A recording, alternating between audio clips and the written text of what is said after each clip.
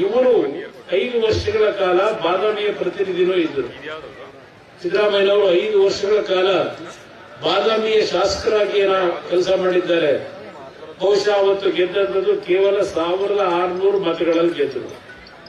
ಬಹುಶಃ ಬಾದಾಮಿಯ ಜನತೆ ಅವತ್ತು ಅವ್ರನ್ನ ಕೈ ಹಿಡಿದೇ ಹೋಗಿದ್ರೆ ಅದಕ್ಕಿಂತ ಹೆಚ್ಚಾಗಿ ಸ್ವಲ್ಪ ನಮ್ಮ ಪಕ್ಷದ ಅಭ್ಯರ್ಥಿ ಆದಂತ ನಮ್ಮ ಹನುಮಂತಪ್ಪ ಮಾವಿನ ಮರದವರು ಸ್ವಲ್ಪ ಚುನಾವಣೆಯ ಕಣದಿಂದ ಸ್ವಲ್ಪ ಹಿಂದೆ ಸರಿದಿದ್ರು. ನಾವು ಅವರಿಗೆ ಹಿಂದೆ ಸರಿತಕ್ಕಂಥ ಒಂದು ಮನವಿ ಮಾಡಿದ್ರು. ಬಹುಶಃ ಸಿದ್ದರಾಮಯ್ಯನವರು ಇಲ್ಲೂ ಬಾದಾಮಿಯಲ್ಲೂ ಗೆಲ್ತಿರ್ಲಿಲ್ಲ.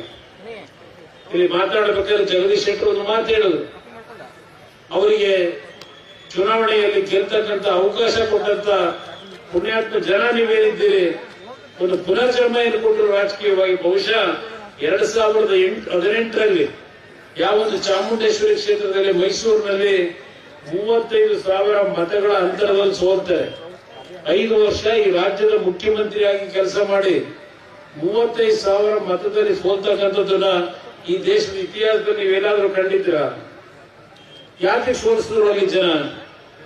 ಕಳೆದ 15, 20, 30, 25 ವರ್ಷದಲ್ಲಿ ಆ ಭಾಗದ ಜನ ಅವ್ರಿಗೇನು ಆಶೀರ್ವಾದ ಮಾಡಿದ್ರು, ಆ ಜನಕ್ಕೆ ಕೊಟ್ಟಂತ ಅವರ ಸೇವೆ ಏನಿದೆ ಅದೆಲ್ಲ ಗಮನದಲ್ಲಿ ಇಟ್ಕೊಂಡೆ ಆ ಚುನಾವಣೆಯಲ್ಲಿ ಅವ್ರು ಸೋತಂತದ್ದು. ಇಲ್ಲಿ ಹನುಮಂತಪ್ಪನವ್ರಿಗೆ ಏನಾದ್ರು ಸ್ವಲ್ಪ ಸಮಸ್ಯೆ ಒಂದು ಹಿಂದೆ ಸರಿದಿದ್ರೆ ಕನಿಷ್ಠ ಇಲ್ಲೂ 20-25 ಸಾವಿರದಲ್ಲಿ ಸೋಲ್ತಾ ಇದ್ದೆ. ಅವತ್ತು ಹೇಳಿದ್ರು ಚುನಾವಣೆಗೆ ಬಂದಾಗ, ನಾನು ಬಾದಾಮಿ ಕ್ಷೇತ್ರವನ್ನ ದತ್ತು ತೆಗೆದುಕೊಳ್ತೇನೆ, ಈ ಕ್ಷೇತ್ರಕ್ಕೆ ಎಲ್ಲಾ ರೀತಿಯ ಅಭಿವೃದ್ಧಿ ಕಾರ್ಯಕ್ರಮಗಳನ್ನ ಕೊಡ್ತೇನೆ, ನನ್ನನ್ನು ಕೈ ಹಿಡೀರಿ ಅಂತಕ್ಕಂಥ ಒಂದು ಮನವಿ ಸಲ್ಲಿಸಿದ್ರು. ಯಾವ ದತ್ತು ತೆಗೆದುಕೊಂಡ್ರು? ಯಾವ ಬಾದಾಮಿ ಕ್ಷೇತ್ರಕ್ಕೆ ಇವತ್ತು ಅಭಿವೃದ್ಧಿಯನ್ನು ನಾವು ಕಾಣಲಿಕ್ಕೆ ಸಾಧ್ಯ ಆಗಿದೆ? ದಯವಿಟ್ಟು ಯೋಚನೆ ಮಾಡಿ. ಇವತ್ತೇನಾದರೂ ಈ ಜಿಲ್ಲೆಗಳಲ್ಲಿ ಅಭಿವೃದ್ಧಿಯನ್ನ ಕಂಡಿದ್ರೆ ಬಿಜೆಪಿಯ ಸರ್ಕಾರ ಆಡಳಿತದಲ್ಲಿದ್ದಾಗ, ಬಿಜೆಪಿ ಜೆಡಿಎಸ್ನ ಸಮ್ಮಿಶ್ರ ಸರ್ಕಾರ ಆಡಳಿತದಲ್ಲಿದ್ದಾಗ ನೀವು ಕಂಡಿರ್ತಕ್ಕಂಥ ಕಾರ್ಯಕ್ರಮ.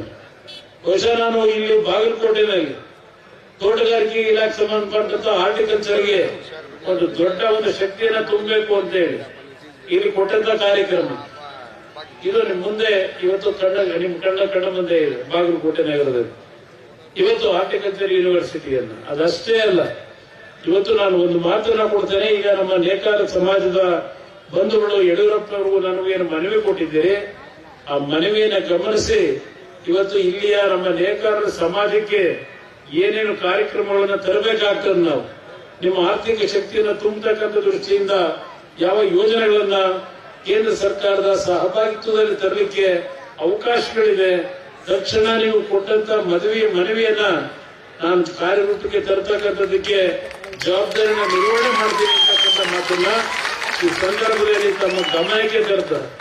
ಇಲ್ಲಿ ಬಹುಶಃ ನೇಕಾರರ ಸಮಾಜದ ಬಗ್ಗೆ ನಾವು ಬರೋದಕ್ಕಿಂತ ಮುಂಚೆ ನಮ್ಮ ಲಕ್ಷ್ಮೀನಾರಾಯಣ MLA ಆಗಿದ್ರು, MLC ಕೆಲಸ ಮಾಡಿದ್ದಾರೆ, ಬಹಳ ಮಾತಾಡಿದ್ದಾರೆ ಏನೋ ಗೊತ್ತಿಲ್ಲ. ಈಗ ನಿಮ್ಗೆ ಅವ್ರ ಸಮಸ್ಯೆವರೆಗೂ ಎಲ್ಲಾ ಸಮಸ್ಯೆಗಳು ಅವ್ರಿಗೆ ಗೊತ್ತಿದೆ, ಅವರು ಮಾತಾಡಿದ್ದಾರೆ ಅಂತ ಕರೆದು ನನ್ನ ಅಭಿಪ್ರಾಯ ಏನಂದ್ರೆ ಅವರು ಹೇಳ್ತಾ ಇದ್ದಾರೆ, ಸುದೀರ್ಘವಾಗಿ ಮಾತಾಡಿದ್ದೇನೆ ಅಂತ.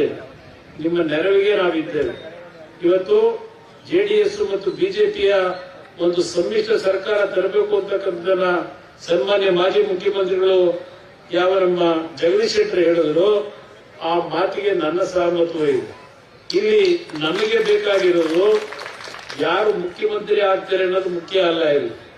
ಇಲ್ಲಿ ಇವತ್ತು ನಮಗೆ ಬೇಕಾಗಿರ್ತಕ್ಕಂಥದ್ದು ಈ ರಾಜ್ಯದ ಜನರ ಸಮಸ್ಯೆಗೆ ಪ್ರಾಮಾಣಿಕವಾದಂತಹ ಆ ಸಮಸ್ಯೆಗಳನ್ನು ಅರಿತು ಜನರ ನಿರೀಕ್ಷೆಗೆ ಒಂದು ಉತ್ತಮ ಅಂತ ಆಡಳಿತವನ್ನ ತರಬೇಕು ಅಂತಕ್ಕಂಥ ಏಕೈಕ ಒಂದು ಗುರಿ ನಮ್ಮದು ಅಂತಕ್ಕಂಥದ್ದನ್ನ ನಿಮ್ ಗಮನಕ್ಕೆ ನಾನು ತರಲಿಕ್ಕೆ ಬಯಸ್ತೇನೆ.